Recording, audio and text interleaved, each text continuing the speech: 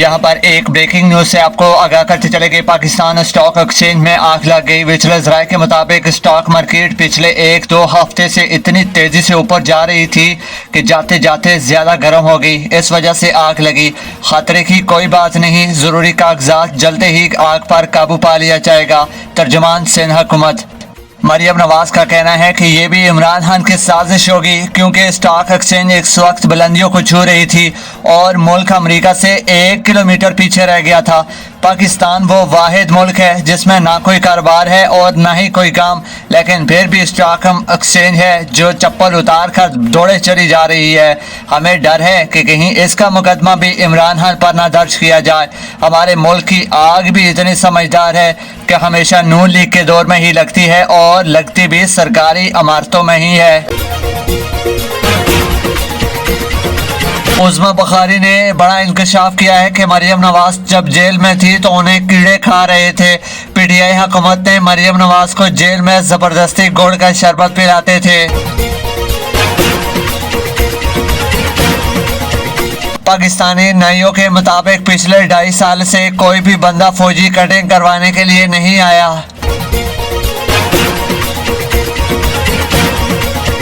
शादी करूंगी तो सिर्फ फौजी से ही करूंगी। लड़कियों का ये वाला शौक खत्म करने पर हम मुर्शद इमरान खान का शुक्रिया अदा करते हैं। मरियम नवाज 300 रुपए फी यूनिट का कह रही थी, लेकिन बेचारे पंजाब वाले तो 300 यूनिट फ्री समझ बैठे। लकड़ी का कीड़ा पूरी कुर्सी को खा जाता है, लेकिन कुर्सी का कीड़ा पूरे मुल्क को खा जाता है, जैसे पूरे पंजाब को खा रहा है।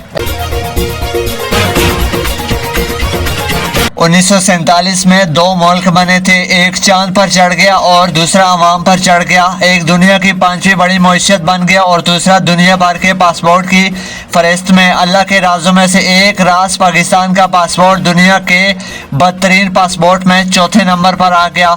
इस पासपोर्ट से सिर्फ 33 ममालिक के एयरपोर्ट पर जाकर वीज़ा हासिल कर सकते हैं, लेकिन उसके लिए भी शराइत ऐसी है कि आपके कान खड़े हो जाएंगे।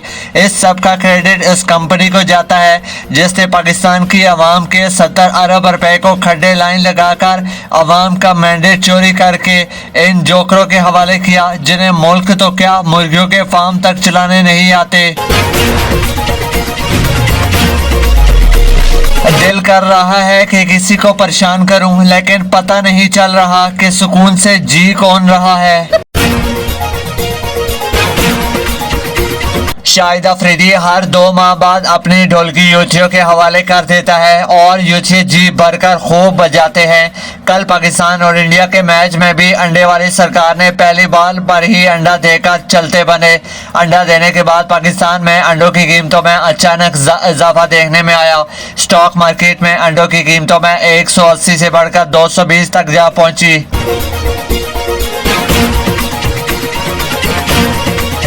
कयामत के दिन भारत, अफगानिस्तान, ईरान और चीन से भी सवाल होगा कि तुम्हारा पड़ोसी महंगाई और भूख से मर रहा था तो आप क्या कर रहे थे।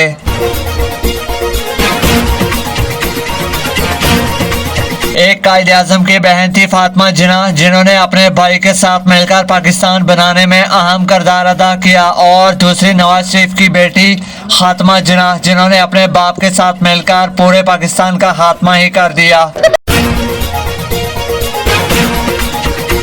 IMF ने हुकूमत से मुतालबा किया है कि अगर अगली किस्त लेनी है तो नकदा कोका वाला गाना हमारे लिए भी गाना पड़ेगा।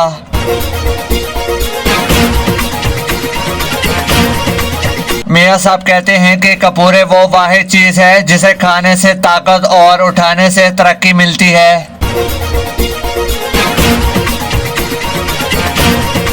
अमेरिकी सदर बिल क्लिंटन ने जब नवाज शरीफ को 5 अरब रुपए की ऑफर की तो उस मर्दे कलंदर ने आंखों में आंखें डालकर कहा कि ए थोड़े ने।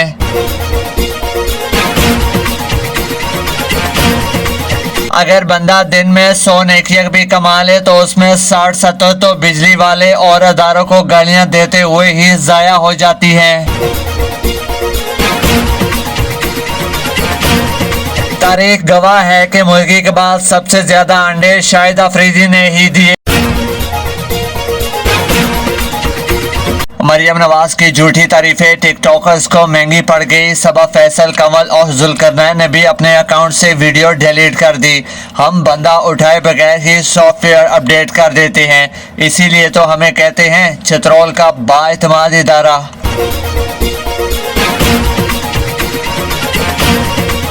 पाकिस्तान में बोलने की आज़ादी तो है, लेकिन बोलने के बाद आज़ादी की कोई गारंटी नहीं है।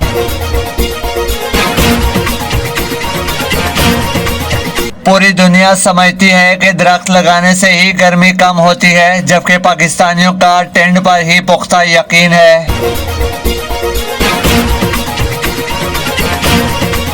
और हर खानदान में एक ऐसा शख्स जरूर होता है जो पूरे खानदान को आपस में लड़वा कर कह रहा होता है कि मेरी दिली ख्वाहिश है कि हम सब मिलजुल कर रहें।